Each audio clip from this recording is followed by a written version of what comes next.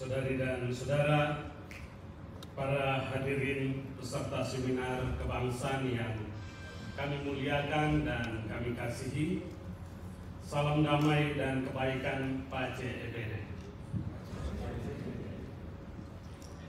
Saya ingin menyapa secara khusus dan istimewa untuk Bapak Menteri Kehutanan Republik Indonesia, Bapak Raja Juli Antoni, yang diwakili oleh Bapak Mikhail Gorbachev Dom.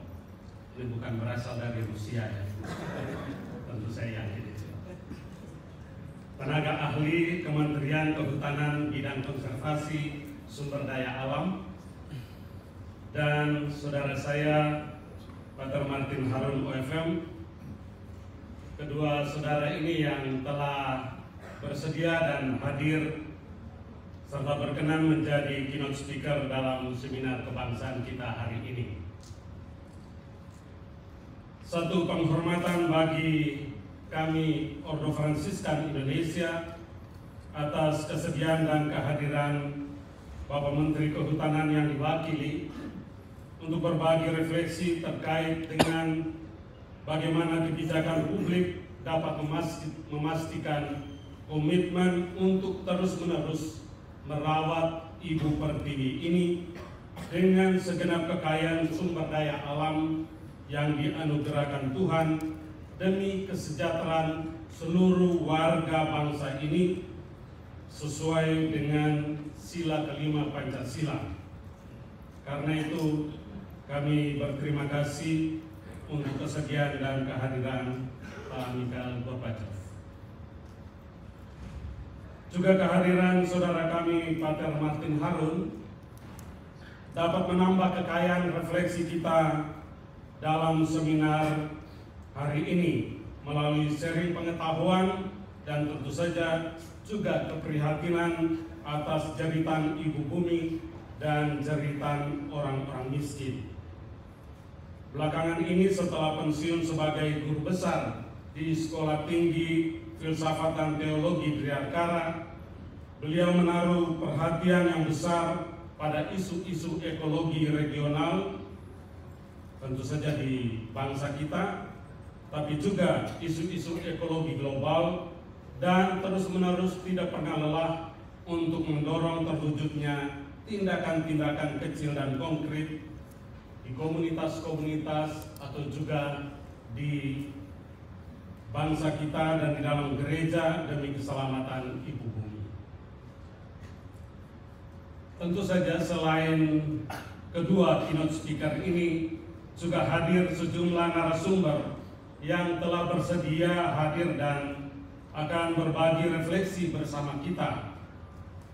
Bapak Sasmita Nugroho selaku Kepala Biro Umum Sekretaris Utama Kementerian Lingkungan Hidup, Ibu Sandrayati Muniaga, Ibu Sandra, dan sahabat saya Ibu Siti Maimunah, saudara saya Andreas Atowolo, OFK. Kami merasa bahagia melihat kehadiran dan antusiasme saudara-saudari untuk hadir dalam kesempatan seminar kebangsaan ini.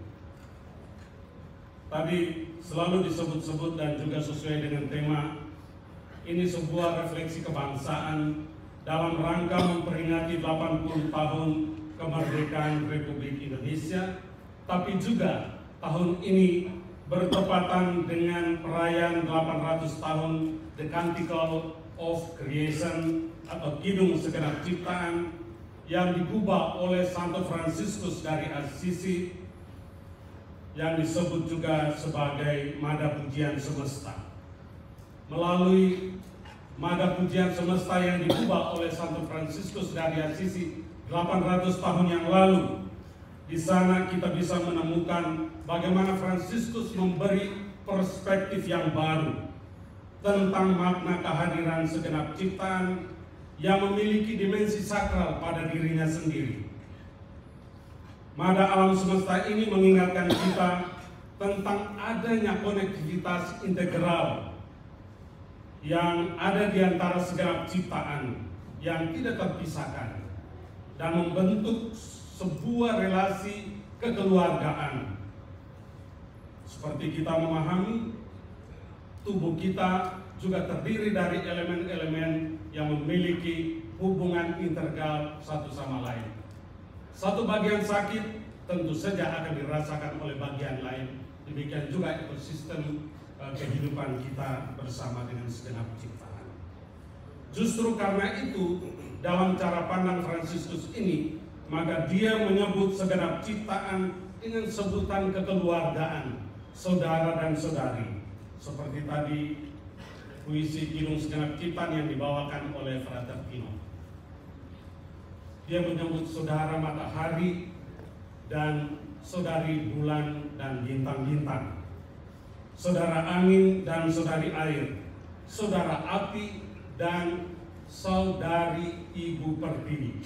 Terakhir ini dia menambahkan ibu, tidak hanya menyebut saudari, tapi sekaligus ibu bagi bumi pertiwi ini.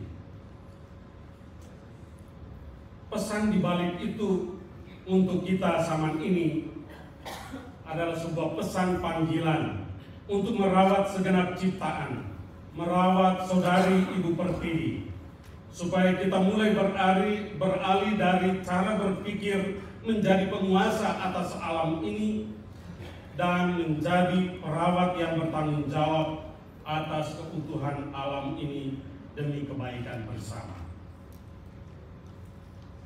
Refleksi kebangsaan dalam rangka 80 tahun peringatan kemerdekaan ini, kita dipanggil sebagai warga bangsa Indonesia untuk merefleksikan visi ekologi integral berdasarkan perspektif keimanan kita masing-masing, sambil mendorong adanya kebijakan publik yang tetap mengedepankan keadilan ekologis yang berhubungan erat dengan kelestarian dan keutuhan alam, tapi juga dengan kesejahteraan umum, lebih-lebih kesejahteraan warga yang miskin dan terpinggirkan. Ketika saya berkeliling mengunjungi para Fransiskan yang melayani seluruh Nusantara, di dalam sharing saya mendengar keluhan mereka. Kami tidak berdaya memandang kekuatan besar praktek ketidakadilan ekologis di depan mata kami. Ruang pelayanan kami dihancurkan, dan kami bersama umat dan warga tidak bisa mengatakan apa-apa karena ini sebuah kekuatan besar. Dan kami hanya bisa mengeluh, tapi tidak punya kemampuan untuk mengatasi kebijakan-kebijakan yang tidak pro pada lingkungan. Saya ingat Paus Fransiskus mengkritik bagaimana paradigma teknokratis telah menguasai cara berpikir kita, cara bertindak kita, bahkan juga menguasai kebijakan-kebijakan publik dan ekonomi, sehingga mengarah pada eksploitasi berlebihan terhadap alam dan manusia. Saudari dan saudara, refleksi bersama kita hari ini, saya berharap bahwa kita akan dibantu untuk membangkitkan kesadaran kita bersama tentang berbagai isu ekologi yang ada di negara kita.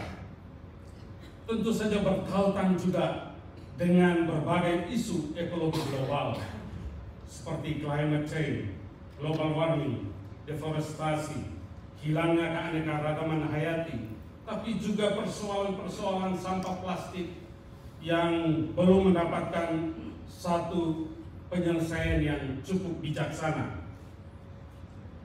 Daya polusi yang meracuni udara, air, dan tanah. Tentu saja persoalan-persoalan ekologi ini juga berdampak langsung pada kelompok orang-orang rentan, perempuan dan anak-anak, saudari dan saudara yang dimiskinkan oleh kerusakan lingkungan dan penguasaan sumber daya alam oleh segelintir orang, entah itu pemodal atau penguasa.